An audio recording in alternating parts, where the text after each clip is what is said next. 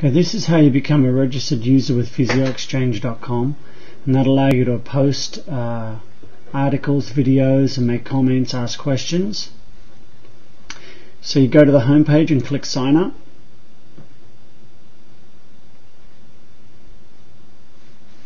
Accept the terms of use and privacy policy.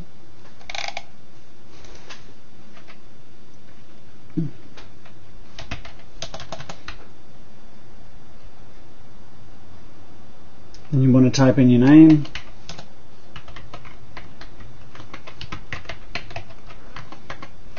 If you prefer to post under an alias instead of your full name, you could just put in and enter something here into the alias.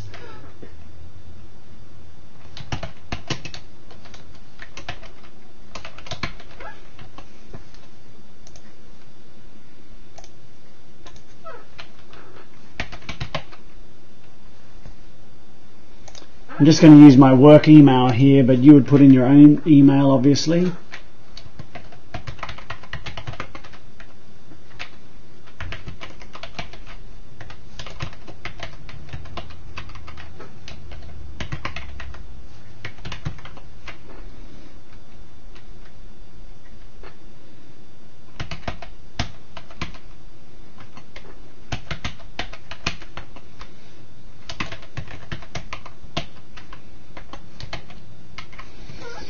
You could upload a picture of yourself or an avatar, I think they call it.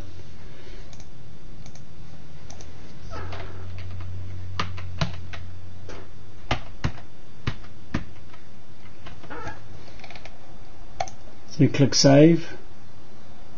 Don't worry about that.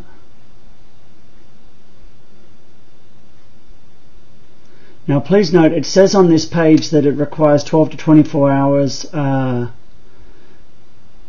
time to sort of verify your account, but that no longer applies. So you should be able to log in right now. Let's see if we can. So we go back to the home page.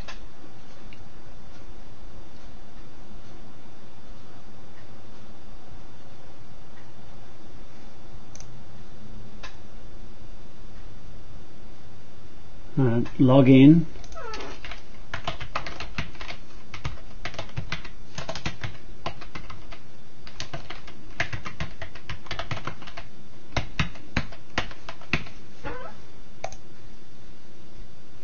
I might as well.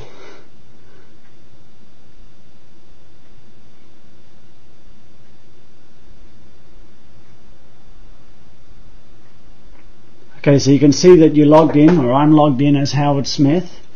Now, if that's all you wanted to learn about, that's where you can stop watching. If you want to see other things that you can now do that you logged in, you could continue to watch here. So things that I can do is I can edit my profile.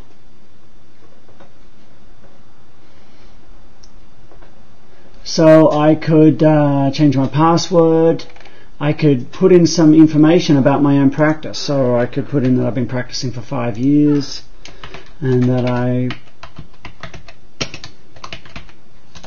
that Howard, I could say that I like knees, shoulders. If I had a website, I could put it in.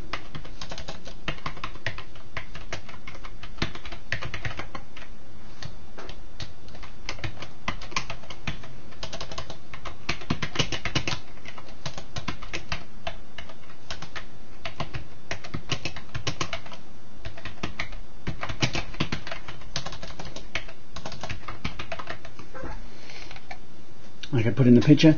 Now, if I wanted to, I could select to make my profile public. They default to be not public, so no one's going to see anything. But if I wanted to sort of advertise my practice, I could click on yes here. And now I could even fill out more information here. So if we had time, we could write about stuff, about our education and experience. So I'm just going to say this is where you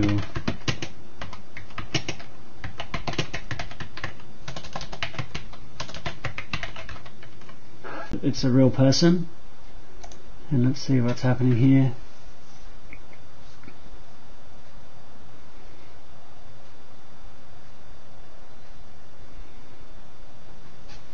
Okay, so then if we went to therapist profiles, Howard's fake ID here would come up because we set his profile as being public, and so the information we put in here is now there, and people can see that and search that, and they could contact you. But Howard's changed his mind and he doesn't want people to see his information. He's already busy enough in his practice as it is.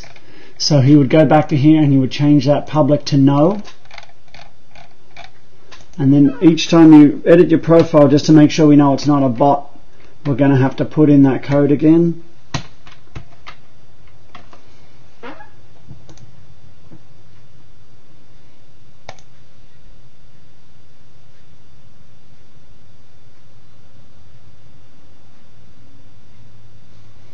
Okay, so we'll go back to therapist profiles just to make sure his information isn't public anymore.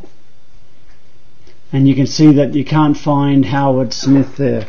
And if we were to search,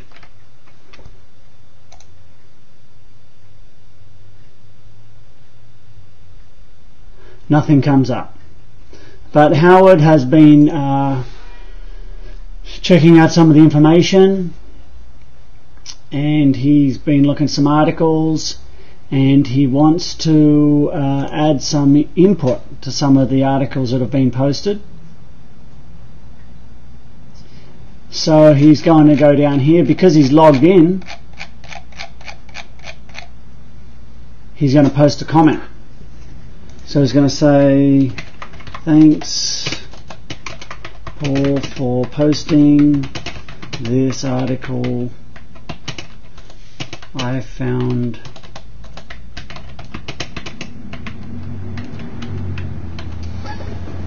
and then he wants to be notified when people, he wants to follow this topic, so he's going to check this box here so that when someone else posts a comment, he's going to get an email. Alright, so we'll add that there. And so Howard's comment now is down here, and you can see he decided to put in an alias, so it just gives his nickname that he gave. And if he wanted to edit it or delete it, he would use these buttons. Other things Howard could do is he is familiar with some other courses that have been that are advertised on this site, and so he might have taken this stiff shoulder course, and he's interested in, you know, telling people more about it, so he's going to post a review there. I took this course.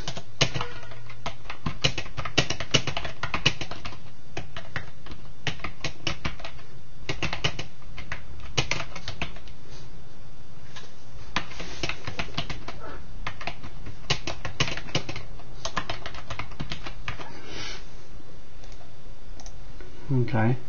Howard spells a bit like I do. So, and then he wants to follow that one too, because sometimes people will put other information about the course. So he'll add that comment. I'm going to delete these later. And then he could also, you know, give it a rating by clicking on this. I won't do that because that's hard to delete. Alright, now he has got some information he wants to share, and he's going to try and post an article. So he's gone down here to, he's looking at articles, and under the contribute section it doesn't allow him to post an article because he's not a verified user. He's just a regular user, and to become a verified user he would have to put up some credentials on his profile.